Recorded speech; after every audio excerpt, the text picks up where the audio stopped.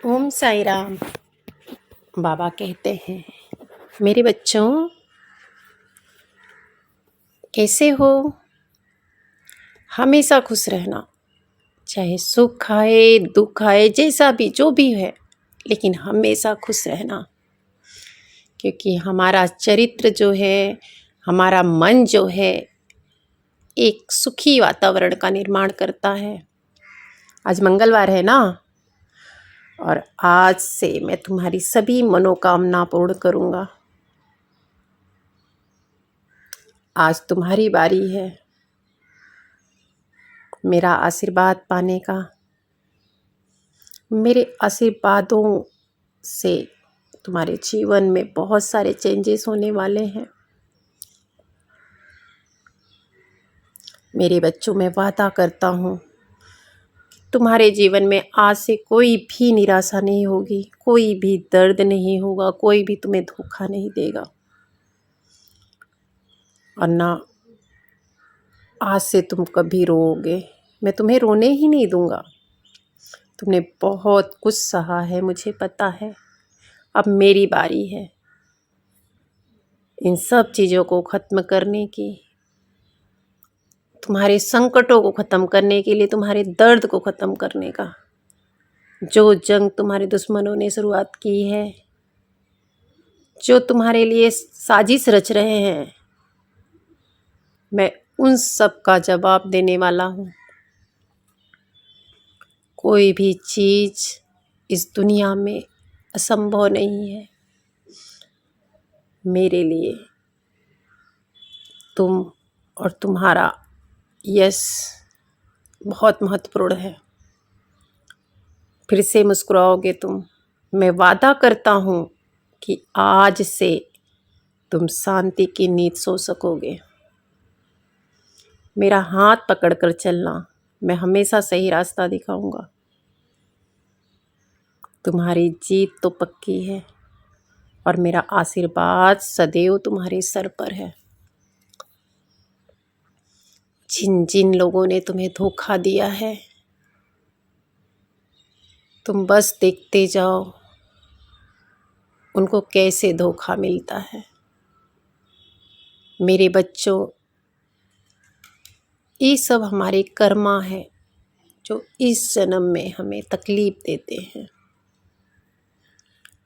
लेकिन कर्मों का भी कर्म होता है, बस तुम देखते जाओ। घबराना नहीं, डरना नहीं। साईं हमेशा तुम्हारे साथ है। तुम्हारा साईं, तुम्हारा फकीर तुम्हारे साथ है। जय साईं। ओम साई राम। आज का बाबा का संदेश आपने सुना। आज के संदेश में बाबा ने कहा है कि हमें अपने चरित्र को सुधारना चाहिए। अपना चरित्र ऐसा बनाना चाहिए कि दुश्मन भी हमारे चरित्र की बातें करें।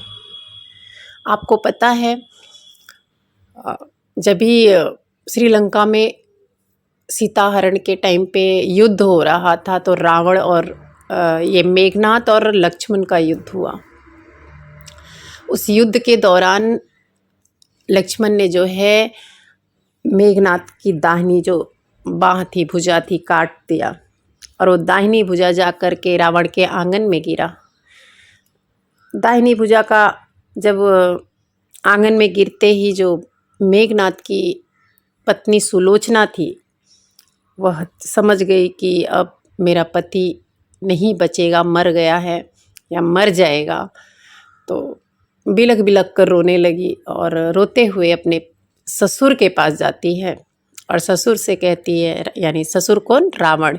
रावण के पास जाती है, कहती मुझे मेरे पति का शरीर चाहिए, क्योंकि मुझे मेरे पति के शरीर के साथ में ही अपने आप को सती करना। उस समय सती प्रथा चलती थी। तो रावण ने कहा कि कोई नहीं, तुम चले जाओ जहाँ पे युद्ध हो रहा है, उस जगह पे जा कर के तुम अपने पति का शरीर ले सकती हो। तुम्हें डरने की कोई बात नहीं है, क्योंकि वहाँ पे प्रभु श्री राम हैं, लक्ष्मण हैं, हनुमान जी हैं। तुम्हें डरने की कोई ज़रूरत नहीं, संकोच करने की कोई ज़रूरत नहीं है। तभी रावण के बगल में कुछ मंत्री बैठे थे। बोले, पागल हो गए हो क्या? मूर्ख हो गए हो क्या? अरे जिस घर की तुमने बहू बीवी लेके आए हो, जिनकी स्त्री का तुमने हरण किया है उसी जगह तुम अपनी बहू को भेज रहे हो और बोल रहे हो संकोच मत करो, डर मत करो। सच्ची में तुम पागल हो गए हो। बोलते हैं कि पागल मैं नहीं हुआ हूँ, ये मेरा चरित्र था कि मैं दूसरे की स्त्री का हरण करता हूँ, पाप करता हूँ, दूसरे को सताने में मुझे मज़ा आता है, मारना काटना मेरा चरित्र है। बट मैं प्रभु श्री राम जी के चरित्र को बहुत अच्छी तरह से जानता हूँ कि जहाँ प्रभु श्री राम हैं वहाँ किसी की स्त्री का हरण नहीं हो सकता, कोई पाप नहीं हो सकता। तो यह सब सुन करके सब बहुत चक्के रह गए कि ये क्या, ये कैसे बोल रहे हैं। और प्रभु श्री राम की बहुत बड़ाई कर रहा था। जहाँ पर प्रभु श्री राम है वहाँ पे कुछ भी होने वाला नहीं है, गलत नहीं हो सकता है। तो बाबा कहते हैं कि मेरे बच्चों, चरित्र ऐसा बनाओ कि दुश्मन भी तुम्हारी चर्चा करे, तुम्हारी बड़ाई करे। धन्य है प्रभु श्री राम, जिनके चरित्र का प्रशंसा दुश्मन भी कर लेते हैं। हमें भी भगवान श्री राम के जैसे चरित्र रखना चाहिए। उनके चरित्र से हमें सीखना चाहिए कि हमें अपने चरित्र को ऐसा बनाना है जो भी मिले वह हमारे चरित्र की बड़ाई करे, बड़ाई करने से पीछे ना हटे। एक बार जो चरित्र गिरता है तो गिरते ही जाता है। किसी ने कहा है, जो चरित्र गिरते गिरे बिगड़े जन्म हजार। कहने का मतलब है पहाड़ से गिरकर मनुष्य एक बार ही मर जाता है, लेकिन चरित्र अगर उसका गिरता है तो जन्म मरण से हर बंधन में उसके चरित्र को गिरता हुआ रहता है।